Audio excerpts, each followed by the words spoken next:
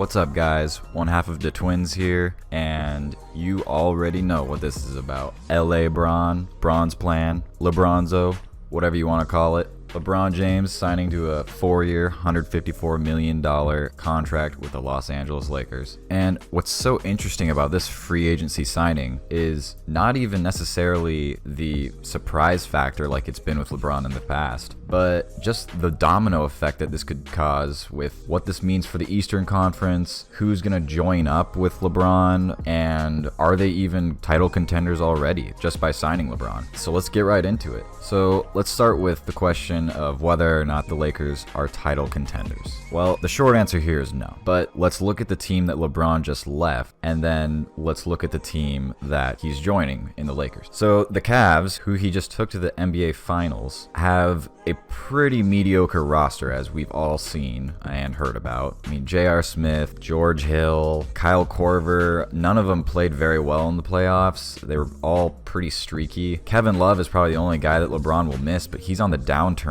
And you got Jeff Green, but he's probably not going to miss Jeff Green. And then you look at the Lakers. Each year, these young guys are going to improve exponentially, whereas the team that he just left in the Cavs, the only bright spot there was Colin Sexton being brought in. Looking at the Lakers young guys, you got Brandon Ingram, Kyle Kuzma, Lonzo, Julius Randle. All these guys are going to continue to improve. LeBron has said he wants to play off the ball. So you got a guy, Lonzo Ball, who many believe has transformative court vision. This is going to be pretty interesting to watch. Basically, to answer the question of whether they are contenders or not, you just have to look at their roster to know that if they were in the East with an injured Celtics team, they could be, just by virtue of having LeBron. But they're in the West, so I'd say they might be able to contend for the Western Conference Finals. The Warriors kept their roster, minus JaVale McGee, which we'll get to later, and the Rockets kept theirs too. You're probably not getting to the Western Conference Finals unless LeBron does something superhuman, or Lonzo and Kuzma and Brandon Ingram all click with LeBron perfectly and they start shooting lights out. So this brings us to the question of who's going to join LeBron to make the Lakers a contender. This is a really interesting one because LeBron signed a 4-year contract.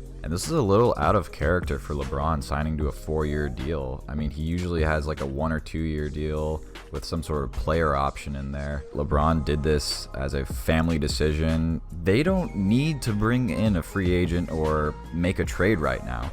I just got a notification that the Lakers just signed RAJON Rondo to a 1-year deal. So does that mean he is another piece that they're trying to kind of accumulate to trade? Or does that mean they're trying to find a veteran replacement for if they ship Lonzo out? I mean, we already have seen that the Lakers are getting a little tired of the Ball family antics. All that stuff with Lonzo and Kyle Kuzma back and forth. I don't think it was a big deal, but clearly they're trying to make a lot of moves and bring in veteran players to have around LeBron James. So really interesting notification I just got.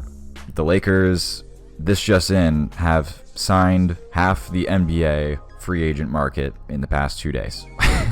They could wait next year for, obviously the one everyone's talking about is Kawhi Leonard. They could easily wait until next year, keep their young core and LeBron, and have Kawhi Leonard, who has already said he wants to come to the Lakers. And there's been rumors that he has said he will sit out a year, telling teams this year that if you trade for him this year, he will sit out. He's either going to get traded now, which would be obviously the smart move for the Spurs. They're not going to get anything for him otherwise, and it's going to be a situation like OKC with KD. You get nothing for someone who's a star. I mean, if they tried to make a trade right now with the Lakers, even just get a couple picks and just one of those young guys like Brandon Ingram or Kyle Kuzma or Lonzo, that's going to be better than just letting Kawhi walk at the end of the year. So it's looking like the Lakers are going to be able to land Kawhi this summer, if not next summer. Of course, the Lakers yesterday hilariously signed Lance Stevenson and JaVale McGee. So you got Lance Stevenson, ultimate annoyance and pest to LeBron in the Eastern Conference playoffs throughout the years. Then you have JaVale McGee, who's Shaqtin' a Fool turned MVP of the Warriors. Just kidding. And I don't know what the Lakers are planning to do with those two players, but basically it looks like they're bringing them in for one of two reasons. So the first reason could be they need to beef up their defense, and they want to bring in a couple veterans who've been in the playoffs to help these young guys with their defense and just improve their leadership overall. Although I don't think JaVale McGee is much of a leader, but maybe he can surprise us.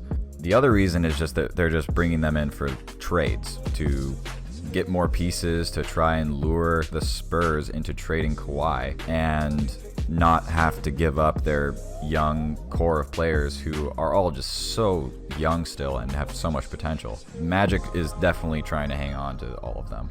So it looks like Magic has definitely pulled off a wonderful summer already for the Lakers, and the future is bright basically no matter what scenario. So what does this mean for the Eastern Conference? Who are the Lakers going to be contending with if the Lakers are going to be the top team? Let's not forget about the Warriors or the Rockets, obviously. You got basically the Sixers and the Celtics. Those are going to be the top two teams. People are saying the Sixers are trying to get Kawhi still, but I don't really see it happening. It really looks like he's going to go to the Lakers at this point, whether it's this summer or next summer.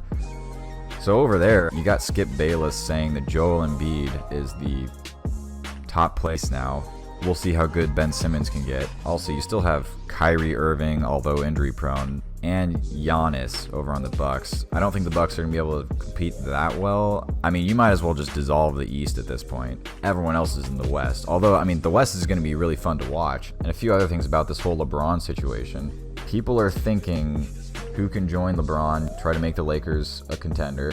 I've heard rumors of Melo wanting to sign with either the Rockets to be with Chris Paul or the Lakers to be with LeBron. And I don't even think LeBron or Chris Paul want to play with Melo at this point, unless he is willing to take a off the bench role, which he has said this past year that he will not come off the bench. It's just kind of ridiculous at this point because Melo is nowhere. He is a shadow of his former self. He used to be widely thought of as a top 5 player in the NBA year after year. I really hope he does not go to LA. I think this Lakers thing is pretty interesting. I want it to be at least somewhat successful. I have one final thing to say, and that is just, it was really interesting. CJ McCollum tweeted last night that LeBron James is going to become a free agent again right when his son is either a senior in high school or coming out of high school. There is an actual possibility of LeBron playing with his son. That would be even crazier reality television than what we're going to see with the Lakers this year, probably. Yeah, that's basically my first reaction to all of this LeBron free agency signing. We're going to have another video that covers more of the free agent stuff going on. DeMarcus Cousins, according to Woj, just signed a 1-year, like $5.3 million deal with the Warriors. So I'm pretty sure that's the veterans minimum. I mean, Jesus Christ, when will it stop? All these superstars going to the Warriors, even if LeBron and Kawhi teamed up. I don't think they can beat them. They don't have anyone on the inside that can compete with DeMarcus Cousins. So there you have it. DeMarcus Cousins signs with the Warriors for, I think, is the veterans minimum. Please leave a like, and if you have an opinion, comment. We want to hear it. All right, the Twins signing off for today. Later.